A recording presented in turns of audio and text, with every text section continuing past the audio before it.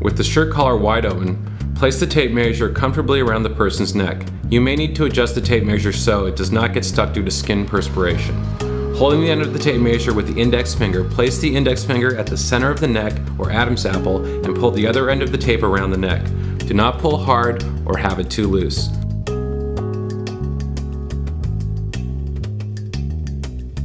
The chest measurement determines the width around the chest. Instruct him to raise his arms to his side so that you can reach around his chest and pull together the tape measure.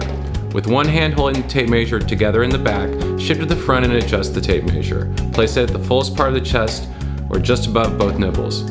You may need to adjust it to ensure that the tape is horizontal in front and back. After adjusting from the front placement, pull the tape measure together and note the chest measurement. The tape should be parallel to the ground and it should comfortably fit around the chest.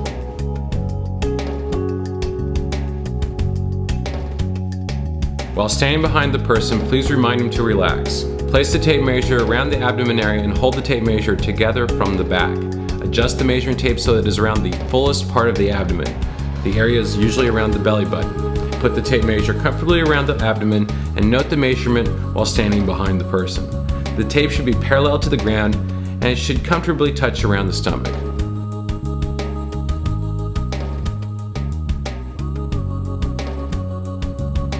The hips measurement determines the width around the hips. Tell him to put his feet together and put his arms out to the side. Then kneel down and face his side. Reach around his hip with the tape measure and measure around the fullest part of the hip, ensuring that the tape measure is parallel to the ground in front and back.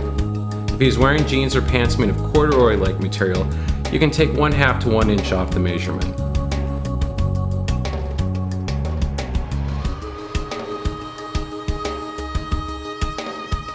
The shoulder measurement will determine the width of the shoulder.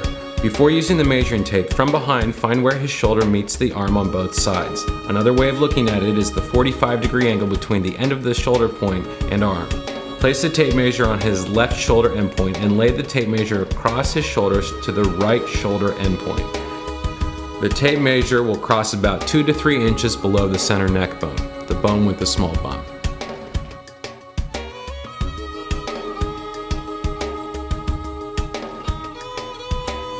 The sleeve measurement determines the length of the sleeve when the cuff is unbuttoned. Make sure his arm is straight, unbutton his cuff and roll it up. Place the measuring tape at the right shoulder end point and measure all the way down to the thumb knuckle.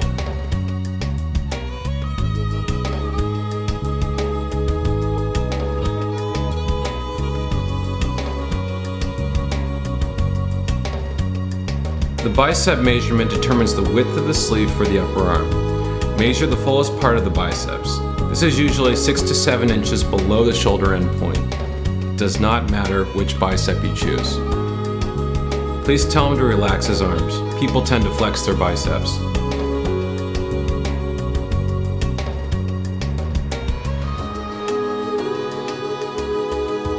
The wrist measurement determines the width of the cuff.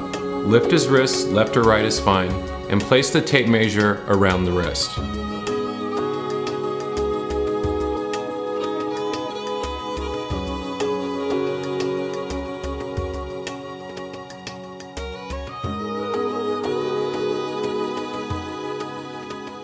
The back length measurement determines the length of the shirt.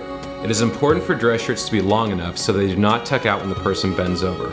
Measure from the client's neck bone or the seam where the neck meets the shoulder. You may have to fold the collar to see the correct location. Measure until the mid-back. Hold the tape securely at the mid-back and continue to the bottom of the buttocks. Your measurement should cover the whole rear, and it is better to err on the side of being a little long than too short.